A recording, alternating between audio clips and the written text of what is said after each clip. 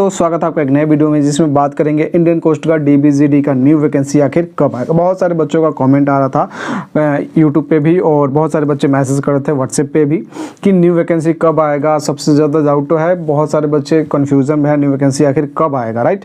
और दूसरा कन्फ्यूजन क्या है, एज लिमिट क्या रहेगा, क्योंकि पता रहेगा कि आपको एज लिमिट पता है तभी तो आपके उस अंडर में आते हैं तो हम उसकी तैयारी करेंगे। अदरवाइज हो सकता है बहुत सारे बच्चे क्या हो, उनका एज एक्सपायर कर जाए, मतलब कि वो इसमें एलिजिबल ही ना हो, नेक्स्ट वैकेंसी के लिए भर्ती आए और आप तैयारी करें उसमें एलिजिबल नहीं है तो फिर तो बड़ा लोचा हो जाएगा। तो इसके लिए एज लिमिट जानना बहुत ज़्यादा ज़रूरी है। और एक चीज़ और यहाँ पे डिस्कस करने वाले, जैसे कि मैंने यहाँ पे देख सकते हैं एलिजिबिलिटी और सैलरी लिख रखा है, तो सैलरी को लेकर भी यहाँ पे डिस्कस करने वाले हैं। तो वीडियो को फुल वॉच कीजिएगा ताकि जो भी आपका सैलरी का लेके है वो भी कन्फ्यूजन दूर हो। एज लिमिट, न्यू वैकेंसी, सारा कुछ यहाँ पे A to Z डाउट आपका क्लियर करने वाले हैं। और सपना है कोस्ट गार्ड में ही जाना है तो फटाफट चैनल को सब्सक्राइब कीजिए, बेल आइकन के बटन को प्रेस कीजिए ताकि जो भी अपडेट है, इन्फॉर्मेशन है, सबसे पहले आप तक पहुँचते रहे। ओके, तो चलिए शेयर कर दीजिए फटाफट एंड एक बार जय हिंद लिख दीजिएगा स्टार्ट करने से पहले। तो चलिए डिस्कस करेंगे क्या चीज़, न्यू वैकेंसी कब आएगा, सेकंड एज लिमिट क्या रहेगा, एज एलिजिबिलिटी और सैलरी के बारे में कंप्लीट डिस्कस करने वाले हैं। तो यहाँ पे आप देख सकते हैं ये recruitment cycle ICG carry out by annual recruitment for Navik domestic branch as for the following tentative schedule. जो आपका शेड्यूल दिया रहता है उसी के हिसाब से कोस्ट गार्ड चलता है, बाकी इसमें कोई चेंजमेंट वगैरह नहीं होता है। तो ऑलरेडी आप देख रहे होंगे कि फर्स्ट बैच आपका जो 1/2023 का फर्स्ट बैच है उसका मेरिट ऑलरेडी वेट कर रहे हैं बच्चे, जो कि ये आपका इसमें आ जाता है। और आपका जनवरी वगैरह में ये मेडिकल वगैरह कंडक्ट कराया जाता है। और जिसका इंतज़ार बच्चे कहाँ पे, मतलब कि फिजिकल वगैरह यहीं पे PFT मेडिकल, और यहाँ पे देख सकते हैं अप्रैल मई का वेट कर रहे हैं बच्चे, राइट। अप्रैल मई का बच्चे वेट कर रहे हैं कि अप्रैल में हमारा क्या हो जाएगा, स्टेज 3 हो जाएगा लास्ट तक, या फिर मई। वो वाला वीडियो आपने नहीं देखा है, जो बच्चे मेरिट का वेट कर रहे हैं वो ज़रूर जाके देख लीजिएगा, चैनल पे पड़ा है। ओके, चलिए। और दूसरा चीज़, सेकेंड बैच जो आता है आपको पता है 2 रिक्रूटमेंट होता है, एक तो फर्स्ट बैच, एक सेकंड बैच, राइट। हर साल का 2 बैच होता है, जैसे कि 2023 का दोनों बैच का ऑलरेडी फर्स्ट का मेरिट वेट कर रहे हैं और सेकंड का क्या बच्चे सेकंड का एग्ज़ाम दे दिया, रिजल्ट का वेट कर रहे हैं, राइट। तो और जो बच्चे यहाँ पे सेकंड बैच में आपका आया, ये फॉर्म भरा गया, यहाँ पे आपका मिड मार्च नहीं एंड मार्च में आपका एग्ज़ाम कंडक्ट करा लिया गया, राइट। क्या करा लिया गया, एग्ज़ाम एंड मार्च में कंडक्ट करा लिया गया, ये आपने देख ही लिया। और यहाँ पे जो ये सारा कुछ कंप्लीट हुआ, सेकंड बैच का भी आपका एंड मार्च में एग्ज़ाम कराया गया है। उसके बाद इसका रिज़ल्ट जो है आपका कब आएगा, रिज़ल्ट आपका ऑलरेडी बता रखा अप्रैल में आएगा, मई में आपका फिजिकल वगैरह कंडक्ट कराया जाएगा, जो मेडिकल वगैरह वो, और अगस्त या सितंबर में आपको ज्वाइनिंग यहाँ पे करने को मिलेगा।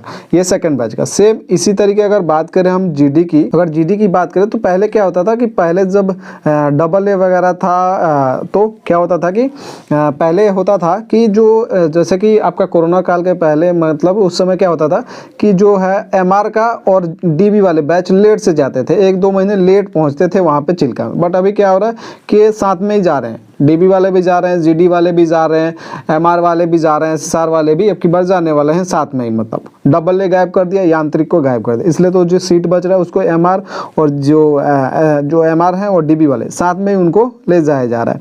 तो GD का भी जो है सेम प्रोसेस है, मतलब कि वही आपका एग्ज़ाम कंडक्ट कराया जाता है, वैसे ही सेम प्रोसेस है। DB GD का पूरा प्रोसेस साथ में ही चलता है।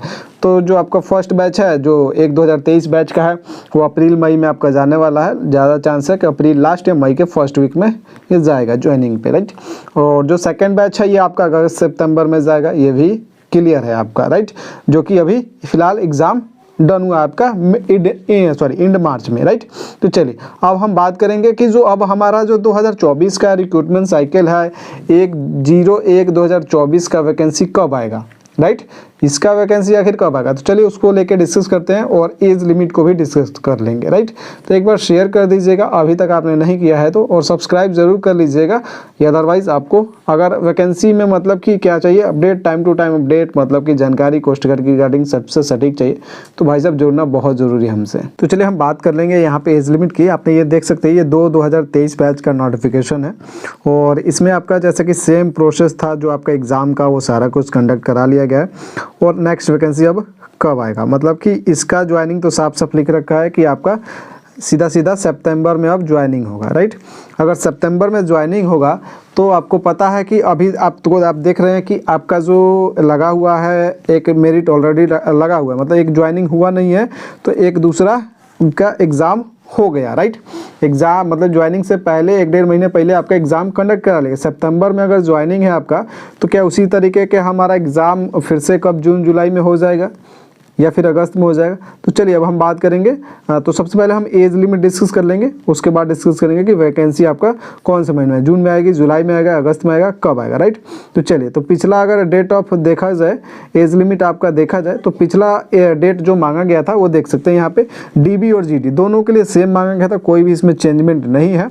और जो आपका एज लिमिट में छूट मिलता है जो ओबीसी कैटेगरी से होंगे और जो SC ST कैटेगरी, जो SC ST कैटेगरी से होंगे अगर आप, तो 5 इयर्स का एज रिलैक्सेशन, मतलब कि 5 साल तक आप 25 नहीं 28 साल तक आराम से फॉर्म भर सकते हैं।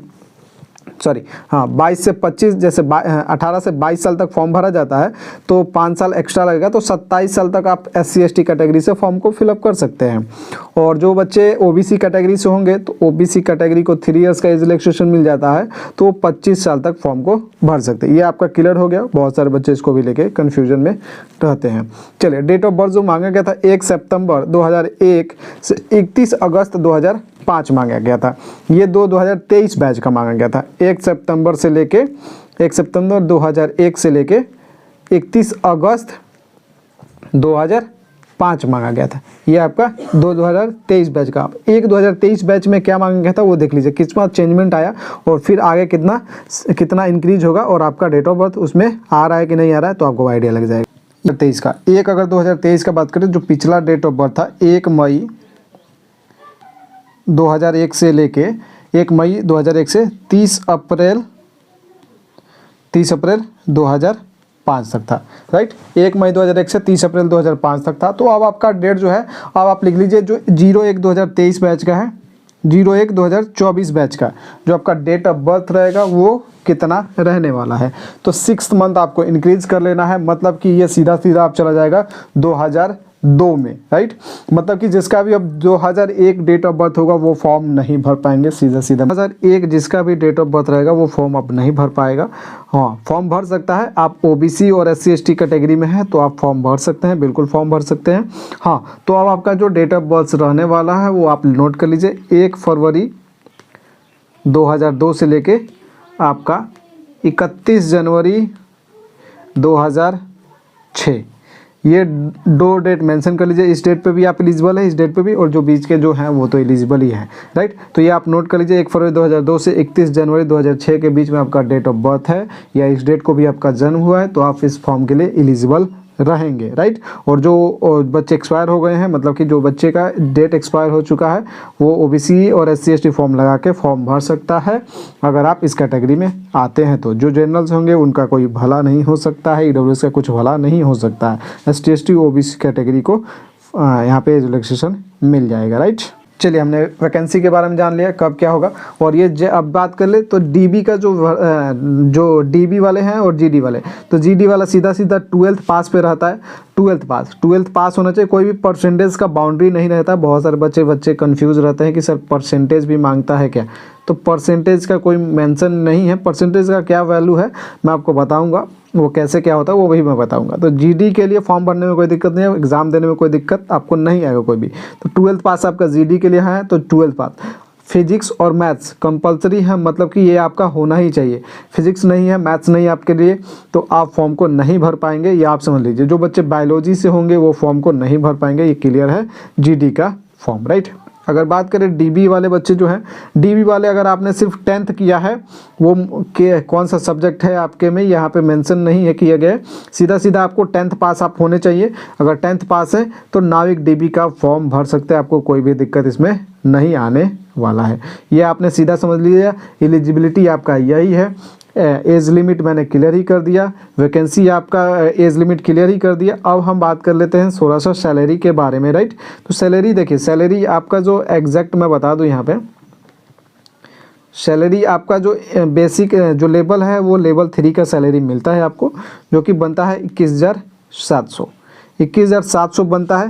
लेकिन अच्छा खासा इसमें HRA DA वगैरह बहुत कुछ अलाउंस वगैरह जुड़ जार के ये सैलरी आपका हो जाता है कितना हज़ार, 35,000 सैलरी आपका हो जाता है। बहुत सारे बच्चे कंफ्यूज होंगे, भाई साहब 35,000 अच्छा खासा सैलरी है, बट आपको इसमें से आपको कितना मिलता है, इन हैंड सैलरी आपका 25,000 के आसपास ही मिलता है। मतलब अकाउंट में आपके इतना आएगा, आपका 9-10 हज़ार रुपये कट जाता है, 9-10 हज़ार कटेगा तो सीधा सीधा वो आपके फंड में जाएगा। फंड में मतलब कि वो आपका जो क्या होता है, जो आपको पेंशन के तहत में जब आप रिटायर होइएगा तो आपको डबल करके उस पेमेंट को दिया जाता है। मान लीजिए आपका 10,000 हर मंथ कट रहा है तो वो डबल करके मतलब कि 20,000 रुपये जोड़ के आपको, आप जब रिटायर होइएगा तब आपको वो उतना पेमेंट मिलेगा, राइट। इतना आप समझ लीजिए। तो 25,000 सीधा सीधा समझ लीजिए कि 25,000 आपको इन हैंड सैलरी आपको अकाउंट में आएगा।